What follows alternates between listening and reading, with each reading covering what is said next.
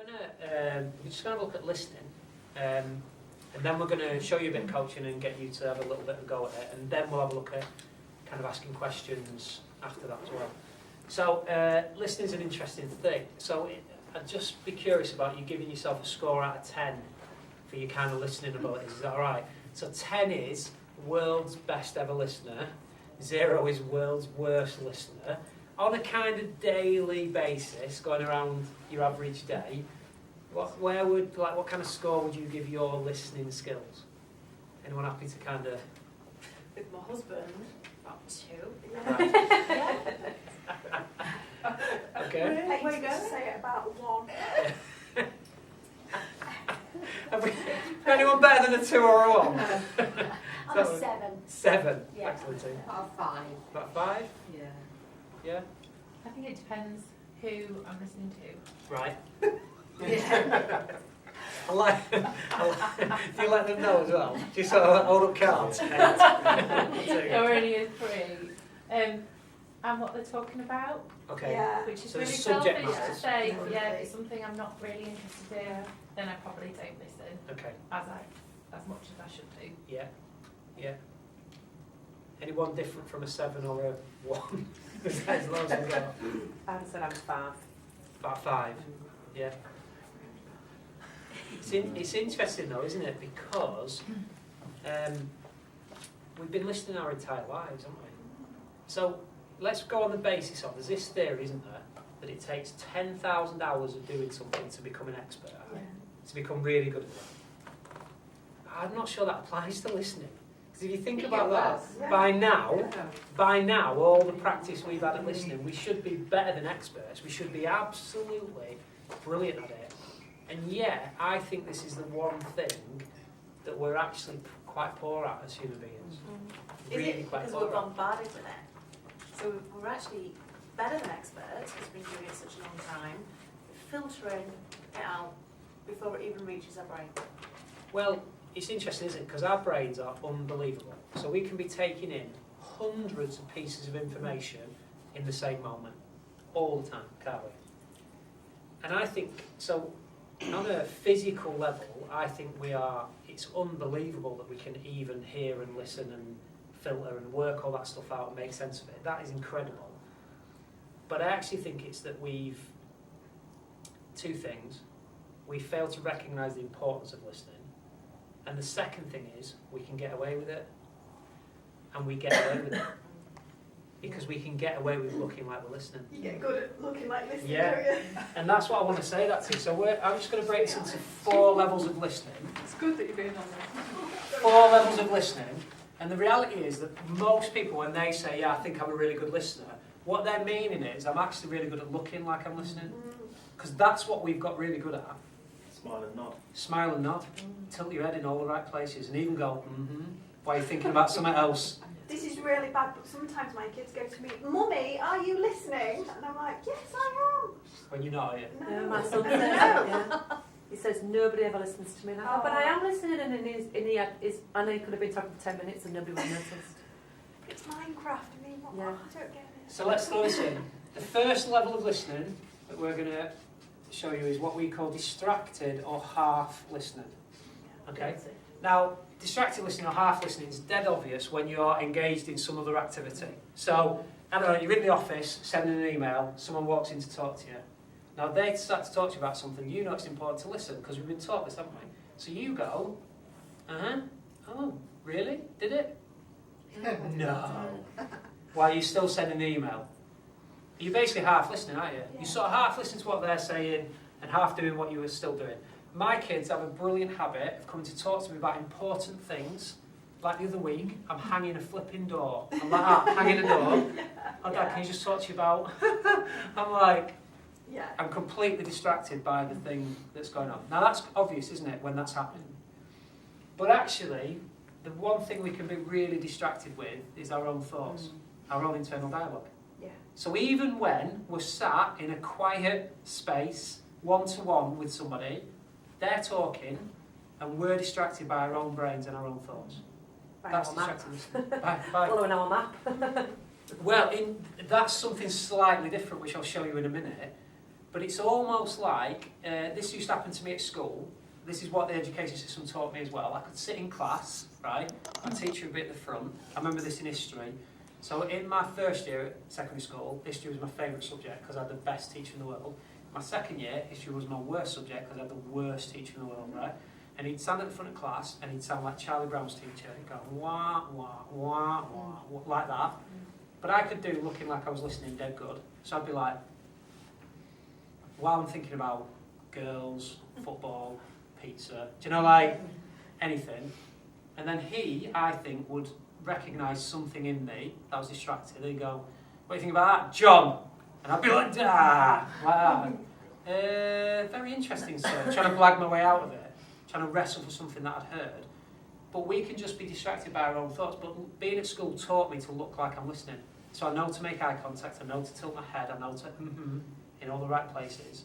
But actually I'm thinking about my own thoughts. I'm in my own space and my own world. This happens to us all the time, doesn't it? So Carolyn's talking to me and I'm like, oh, nice boobs. Do you know, like...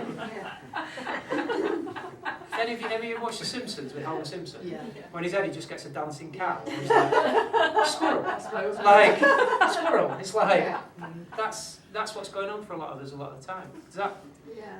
My best mate's a Geordie. I was just up there at the weekend with him. And a few years ago, we were in the house. I'm sat in the kitchen reading. Right, it's just me and him in. There's no one else there. I'm in the kitchen reading. He's in the front room doing something like a little IKEA flat pack thing with a telly on. Sky Sports News comes on. He's a massive Newcastle United fan, like massive. Something comes on about Newcastle United, right? I can hear him in the front room going, shh, shh, shh, shh, shh. So I'm thinking, well, who else is here? So I go for a look. There's nobody else there. He's just shushing himself. He's literally shushing himself. And afterwards I said to him, why are you shushing yourself? And he's like, I just really want to concentrate. Really want to concentrate. He's shushing his own internal thoughts about the flat pack furniture that he's making. That's how kind of strong, that's how strong it can be. Does that, see how that works? I reckon most people are doing this most of the time. Most people looking like listening. Because the one thing as well that massively distracts us is, even when we're trying to listen to somebody, what most of us are doing are waiting for our chance to speak. So if Rachel's talking to me, I'm doing the looking like I'm listening, but she's talking and I'm going, I know what I'm going to say next, I know what I'm going to say next. And I'm waiting for a break in the conversation, aren't I? Rachel stops talking, I say my thing, then Rachel looks like she's listening to me whilst going, I know what I'm going to say next, I know what I'm going to say. So I have these conversations with people where nobody's actually listening to anybody. We're all just waiting for our chance to speak. Is that... It's bad, isn't it, when you think about it, really? How often we're doing that. And we think we've done somebody a great service when we sat with them for 10 minutes and looked like we were listening. The reality with this is, you are an expert at reading body language. Even though you've never trained in it, you've been doing it since you were born. From the moment you looked into your mother's or caregiver's eyes, you've been reading body language. You know when somebody's switched off. You know when they've gone. You know when they're doing looking like they're listening, not really listening. You know it. You're just too polite to call them out on it. But you know it, don't you? And like even this morning in this training, if we'd have had cameras on your brains, it'd have been fascinating, wouldn't it? Because your bodies have all been here, dead polite, doing the yeah, really interesting job. Well, actually, at times your brains have been off at work, off at home, planning what you're having for tea. Snow. Right, yeah, exactly. Yeah, you've been all over the place. Is this where we tell you not actually making a video, just filming your body language?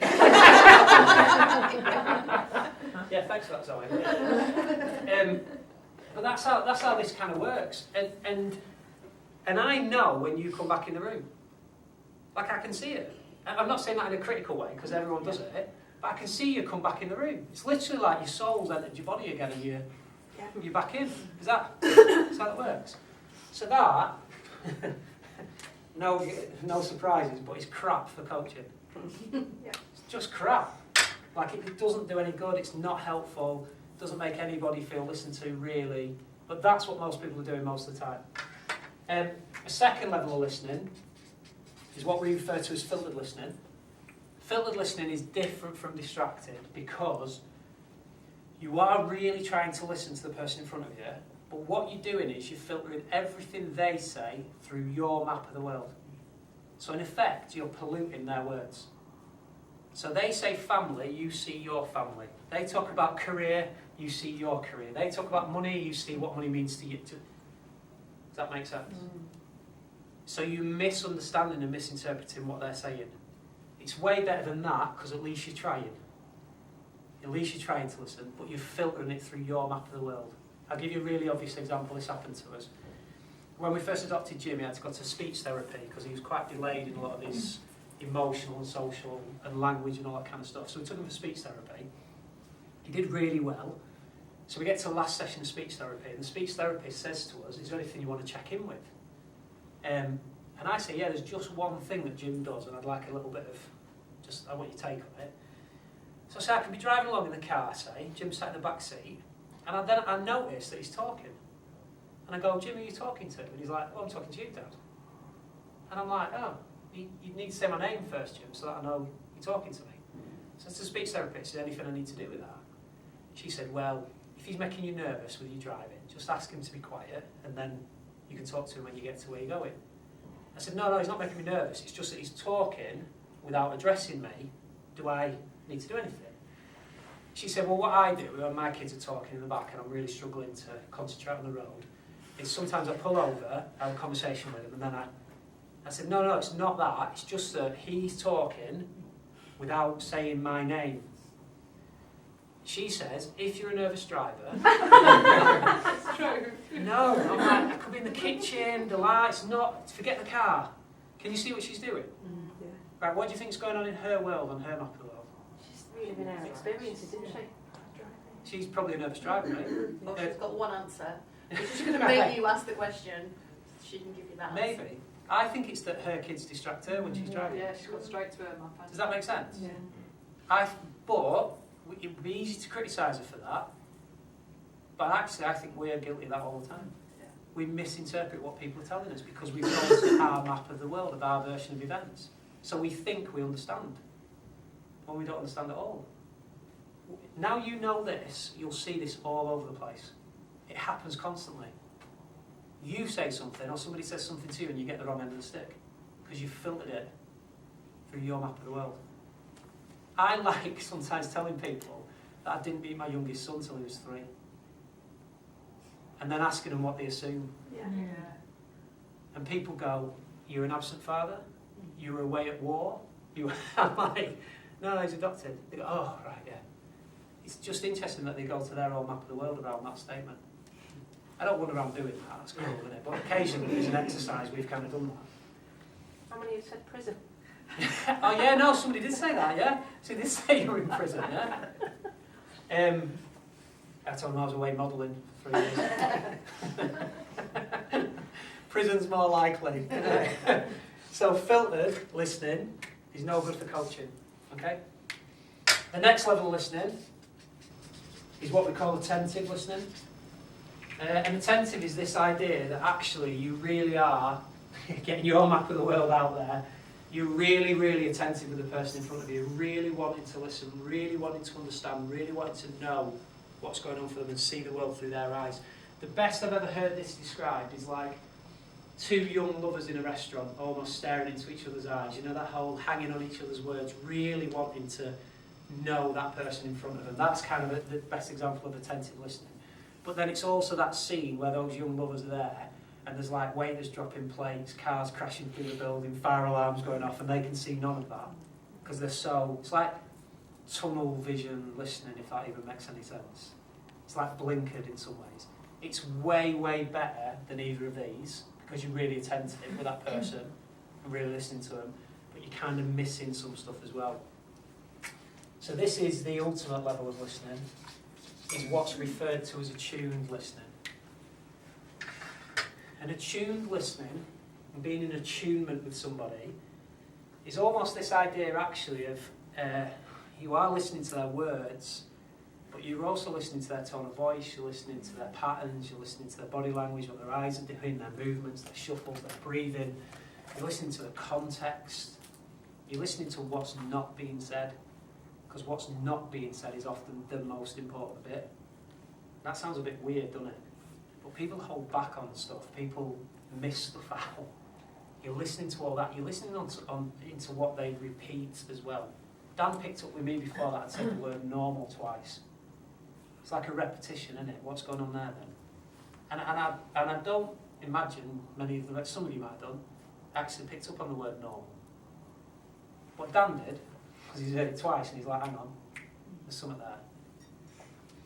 And all he's doing is checking it out. He's not going, normal. He's just saying, what's this about normal? Just attuned listening is that level where you're almost listening and tuning in someone's silent radio frequencies. Because people are giving stuff off all the time. All the time. I think, right, I don't know this as fact, but I find it quite interesting. I think the Chinese symbol for listening, is the picture of an ear, an eye, and a heart. I think that's right. And even if it's not, it's brilliant, isn't it? It should be. Yeah. Should be, shouldn't it? And they should have also added in a gut in there. I don't know what the picture of a gut would be. Because I actually think you listen with all those parts of yourself. And listening is less to do with your ears, it's more to do with eyes and heart and gut, and that's where I think you truly listen to somebody. You hear that stuff. And people will repeat themselves. They'll say things that are important over and over again, even if they think they're not saying it. And sometimes when they say the word not, like I'm not going to talk to you about that bit, means I am going to talk to you about that bit in my own time if I don't feel pressured. Is that, you're just really listening to that stuff that's going on. I think intuition, I don't know if this is true or not as well, but I think this. You know the phrase women's intuition? I think that was coined by men, potentially your husbands, who were like, up here at best, right? Go in, how do you know that? That's witchcraft. Do you like women's intuition?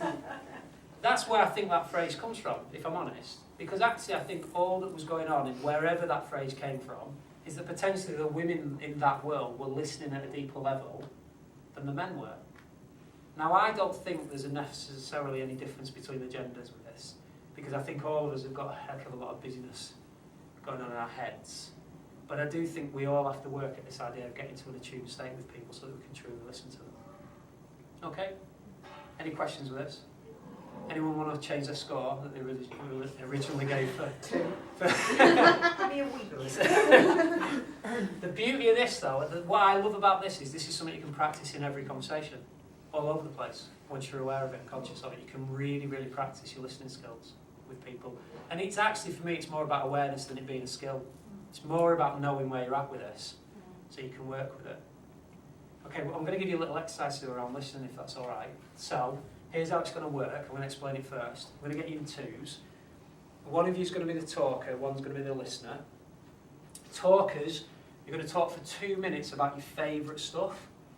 So, and you can talk about loads of favourite stuff. So it could be like your favourite food, your favourite animal, your favourite celebrity, your favourite place in the world, favourite fashion, favourite anything, favourite whatever you want. You can talk about 20 different favourites if you want, but you're going to get to talk for 2 minutes. The listeners are going to try and really listen to you for 2 minutes. That's all we're going to do is the exercise. Once you've decided who's listener and who's talker in your pair, I'm going to ask the talkers to leave the room just for a minute, because I want to give the listeners some additional instructions. You're not being stitched up, talkers. We're not playing some mad trick on you or any mad mind games. It's just that I want to challenge the listeners on their listening, and if you kind of know what that is, the exercise doesn't work. That's all it is. So you don't need to panic. Is that okay? So figure out who's going to be talker, who's going to be listener, and then talkers, if you could go out the room. Dan will take you out the room for a minute if that's all right, and then we'll get you to come back in and say.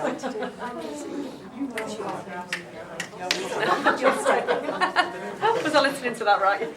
Yeah. Okay. So, talker, listener.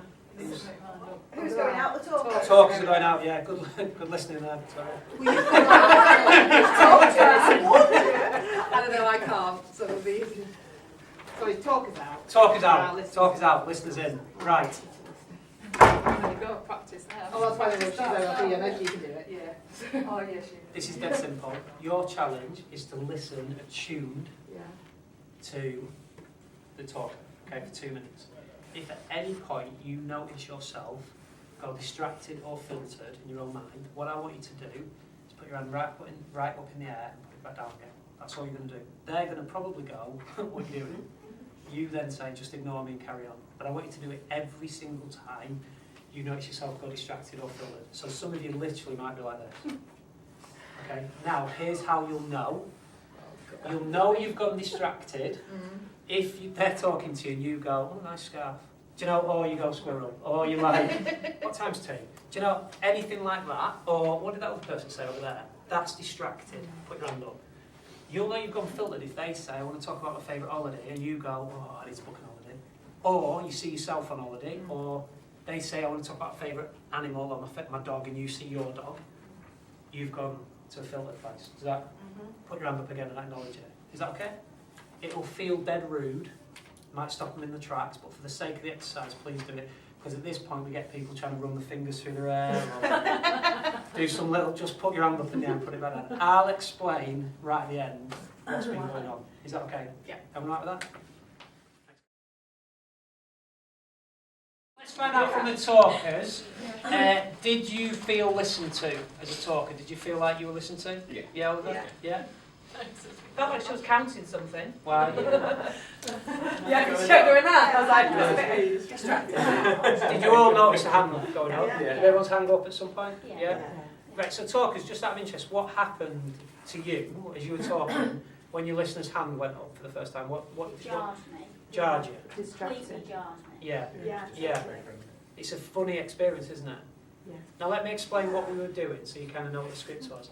I challenged the listeners to listen at an attuned level, okay? But if at any point internally they notice themselves go distracted or filtered even for a second, they were to just acknowledge that by putting their hand up. No, I knew that. I figured that out. Did you? So every time she looked bored.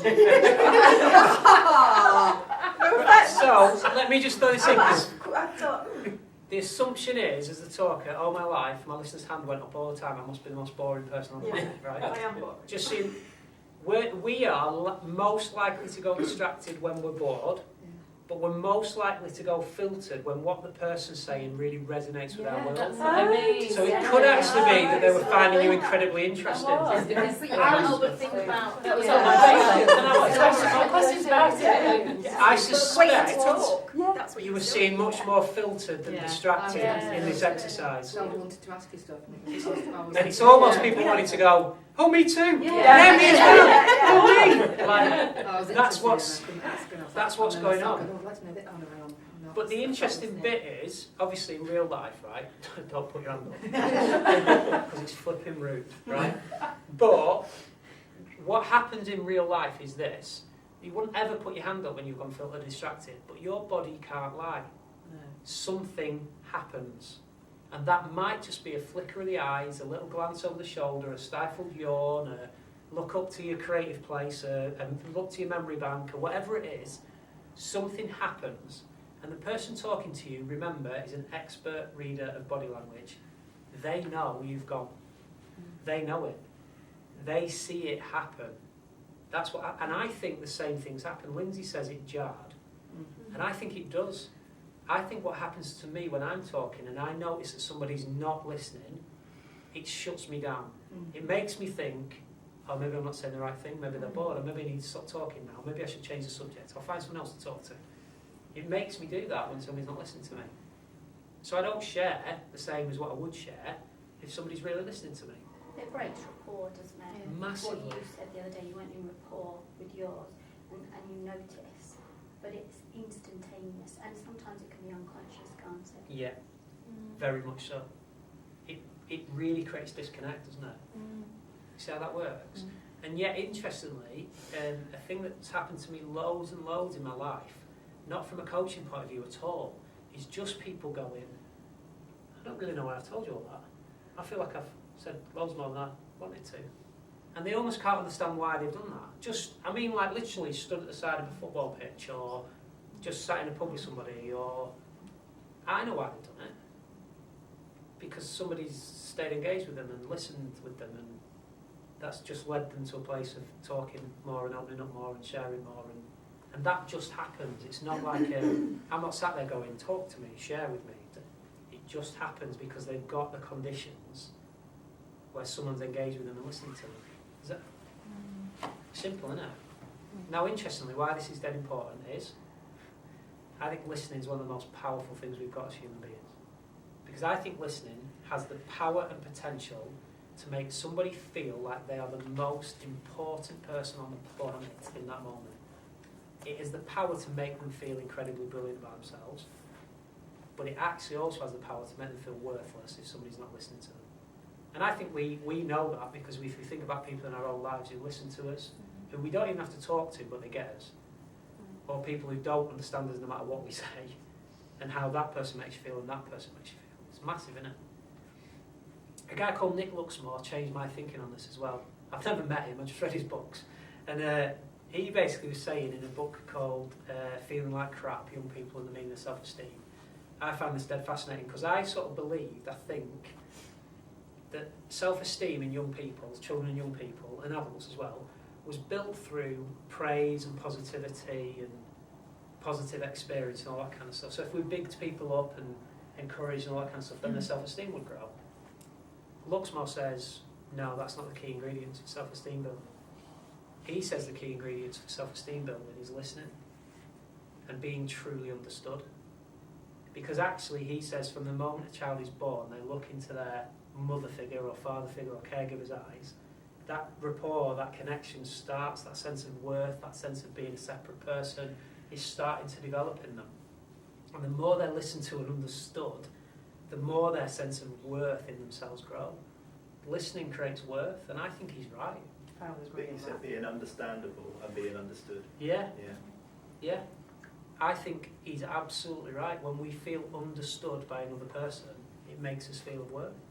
So I think we've got this incredible tool called listening that has the power to actually build and grow and develop people's self-esteem, and yet we often don't really use it that well.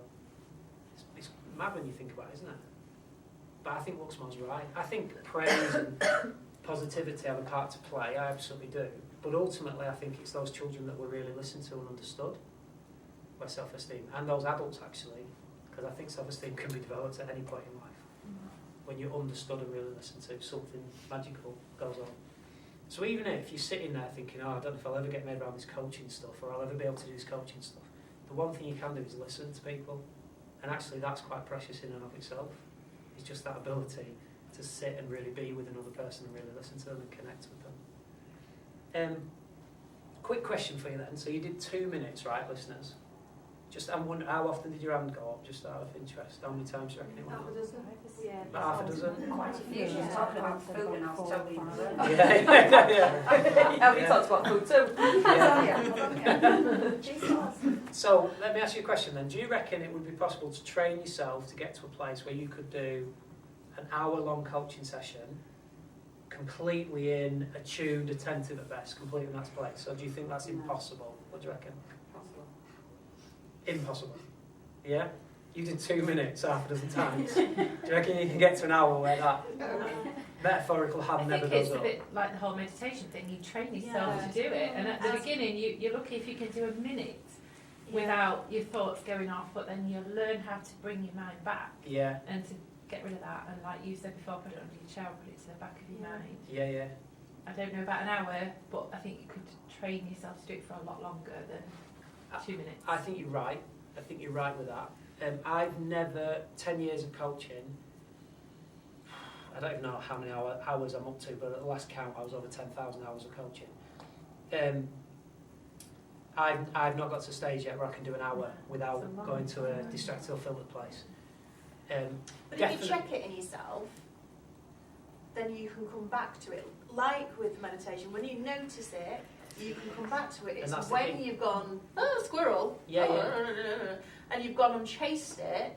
You're right. And gone with that thought that you've lost that then. Yeah. So let me show you this. So I'll use this example. Let's use a friend example. Friend comes to me and says, I met my dad for the first time in 10 years last night. At that point, I'd be going, hang on, this is important, I need to listen to this. Like, right, okay. I mean, this was all happening in a split second, but effectively I'd be like, right, I really need to listen and be with this. Then he says, yeah, I met him in Pizza Hut. My body stays here going, My mind goes, Oh, pizza. Flipping pizza. Starving. So I'm literally over here in Pizza Hut. Like my body's here, but I'm in Pizza Hut. I'm thinking, you've got Pizza Hut, take the kids to Pizza Hut later, get an ice cream factory, got that amazing drinks machine now, aren't they? Do you know, like I'm literally like, I'm in Pizza Hut. Now here's the thing is, if I'm not aware of that, if I don't check that, I can potentially be in Pizza Hut for 30 seconds, a minute, 2 minutes in my head. What happens for my mate over here? Two things. Either he's potentially about to say one of the most important things he's ever said, and I'm in flipping Pizza Hut. How bad's that? Or he realises I've gone and just thinks, I'll maybe not say that bit. Is that Not interested. Yeah, because he knows I've gone. So here's the key, certainly early on, is awareness, exactly like meditation. So it's this, I'm here, I'm listening. I met my dad for the first time in 10 years last night. I met him in Pizza Hut, and you go, ooh, pizza, no, I'm back. It's the awareness of it. I don't think, it sounds sad, I don't think I can help Pizza Hut connecting with me, right? I can't help other things connecting with me. You're never going to help adoption connecting with you. Someone else says to me, adoption, I can't, there's no way I can park my map, like, to the point that doesn't resonate with me. It does. It's going to take me to a filtered place, but that filtered place needs to be a split second, so that I'm then back again in this kind of place of listening.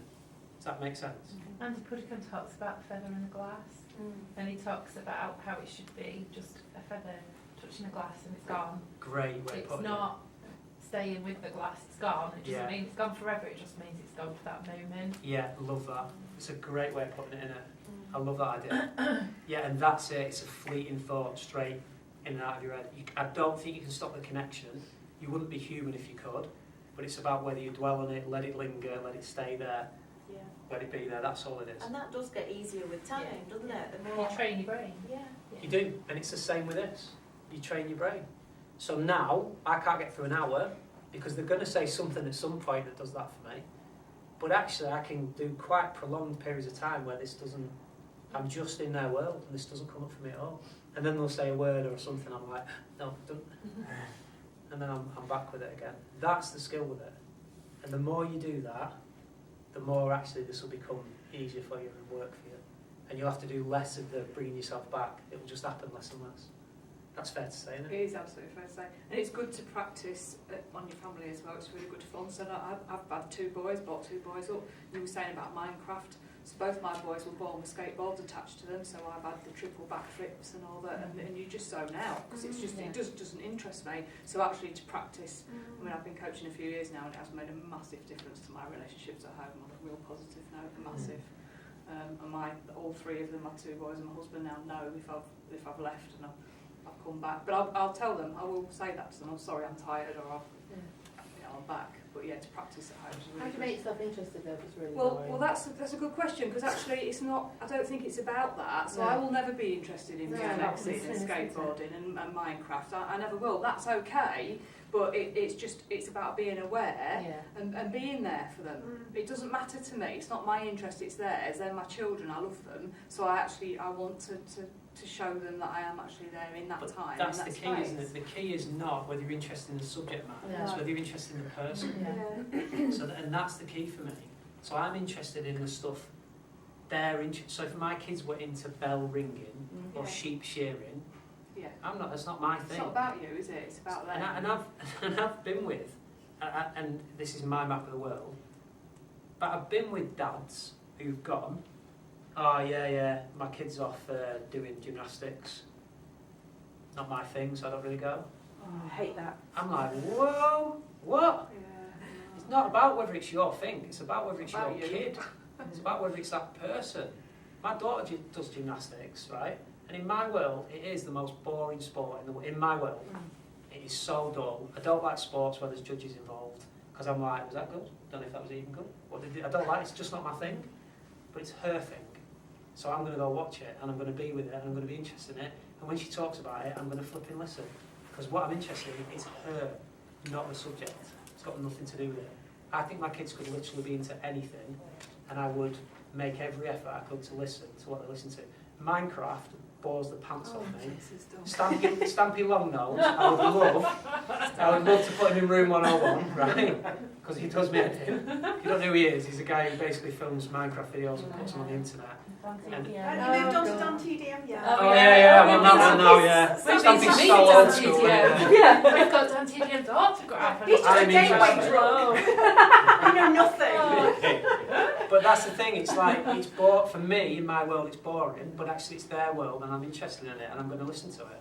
And they deserve to be listened to. My They husband deserve took to be my listened son to see Dan TDM at some gaming conference, and he said it was the most boring day he's ever had, full of absolute nerds, playing computer games, grown men and kids, but he did it because our 8-year-old wanted to go meet him, and he did do It it. has a massive impact on you. Oh yeah, and he loves it, and now actually in his world, Daddy is the greatest thing ever, and because he took him. And listening is one of those things, you see. It's not just a coaching thing, is it? But in coaching, it's so beneficial. And Yeah, his- well, I was just going to say that. So Top Gear, Jags, and football. No. That's my husband's world, and they're so Yeah, far they're just, apart if from you what show I'm any interested interest, in. they're never shut up. I know. Well, you give them that time, don't you? You give them that You've got space. it's like, give them an inch, and then they'll Right, you've got 10 minutes. Go. Yeah, and I'm just like, I do actually sometimes say, sorry, face, not listening. Why are you still talking at me? I'm not interested. And he still talks at me, and I'm not. Do you know what? Challenge, right, for a week, just challenge yourself for a week to really listen. No. I'd just be interested to see what happens. I'd be really fascinated to see. Honestly, yeah, he'll just go on and on Just and on. see, because he might And not. start showing me videos of it. And Can I just admit to something here? If you want Sometimes to. when my husband's talking about something like rugby or something really boring, I just pretend to go to sleep. That's really bad. I literally like, I'm on the computer, he's talking at me, and I don't look at him. He said, oh, Dad, I don't need to look at you to hear you, I can hear you. I'm not interested, but I'm hearing you. And he still talks. It's like so, so above these sort of not even... I'm not a 2, I'm like a 10. If that's a 1 and a 2. I'm a 14. There's your challenge. There's your challenge. It's the rhythm level that he's active, so not listening. So listen for a week, Actively. Right, so all I'm saying is just challenge yourself to practice for a week every conversation you're engaged in, to really see if you can be in to say to be in an attuned state might be a step too far, but try being in an attentive state. What I mean by that is, and the whole thing with attentive is, I think it's impossible to be attuned all the time. Sometimes you need attentive, because attentive is like stuff where, you maybe, it's Friday afternoon and you're a bit knackered. Do you know what I mean? It might be that you're like, it's first thing Monday morning. It might be that you're chatting with someone where you're like, actually, we don't have a lot of similar interests, or what they're talking about doesn't particularly interest me. That's when you need attentive. That's when you need the ability to go, hang on, no, right, I am listening to you. I'm with you on this, and I'm going to be attentive. And attentive often helps you then move into an attuned. To think you're just going, I'm going to be attuned here, you're probably not. You need to go through the attentive stage of saying, that's the discipline of going, right, I am going to listen to you right now. I'm with you, I'm here. It's almost a bit of that tunnel vision, all the other distractions out, and just see. I think, honestly, I don't know, I can't guarantee you this, but I think if you listened for a week, like really went for it for a week, I think you'd notice a big difference at the end of the week. I really do. So suspicious of you. It'd be interesting to see. I genuinely think you'd notice a big difference across all your relationships, because I think listening affects like every relationship. I think it's absolutely massive, and that's why sometimes my kids, like Jackson, my middle boy, is just, well, he was born an adult. He's just switched on, and he just I remember him a few months ago telling me something about something like Minecrafty or something like that. And then at the end of it, I was only with him for 10 minutes, just sat on the stairs, and he went, thanks, Dad. And I said, what for? And he's like, because I know you're not really into this stuff, but thanks. Oh. And I'm like, that's flipping brilliant, isn't it? That stuff's gold dust, isn't it? And all I've done is 10 minutes. That's it. 10 minutes of listening. And actually, it wasn't even about listening to the information he was telling me. I didn't need to remember any facts. Just need to be with him while he was telling me, that's it. My son quizzes me. Does quizzes talks say at afterwards? me and goes, you listening? Yeah, I was listening. Okay, so what did I just say? What's this then? What did you have to do in Minecraft? What about this monster on? Oh, God, I don't know. What's really good to support you with this sometimes, I found, was what's your outcome? Why do you want to listen? Yeah. If you have an outcome for yourself, you're more inclined to listen, thinking, what do I want to get out of this? What would it do? How would it benefit me? Yeah, it's a good to shout, listen. isn't it? Yeah. So if you're finding the challenge, what, you know, I don't want to listen, find out what could you gain from it. Because it would support you more in your want. Unless you have the want to listen and you're not getting anything out of it, what's the chances of you actually It's a doing good it? shout, Lindsay, isn't it? Because You know, it is. when I think about that, for me, often the desired outcome is the relationship. That's right. Give Yeah. like, I've got a reason to In listen. case you don't want a relationship. yeah, It might be different for you, Alison. You might do something else. but- Might be a different conversation. Yeah. it might be to confirm Yeah, I you was really thinking, don't yeah. like it. Showing interest. Okay, I'm going to hand something out to you that it's just a life web. It looks a little bit like this. If you can grab a pen, we're going to do a little bit of work with this. This is, again, just to give us a little bit of something to start some coaching with and have a little bit of a practice with it. It's a very common tool. It gets used all over the place, but I'll give you one each. And then so some of you might have seen this in wheel form or star form before. There's something very famous called the outcome star. There's other things called the wheel of life. You can find them all on the internet, really. It's just a scaling tool, effectively, and we're just going to use it as a way of just kind of starting a bit of a coaching process with you. So this is your start, your web thing here, right? All we're going to do is on each stroke, we're going to do a life one. You can do whatever you want with this, but I'm going to give you some different areas of life. So if you can just write the same things up as me, is that all right? So we'll start at the top with family. Next one we'll go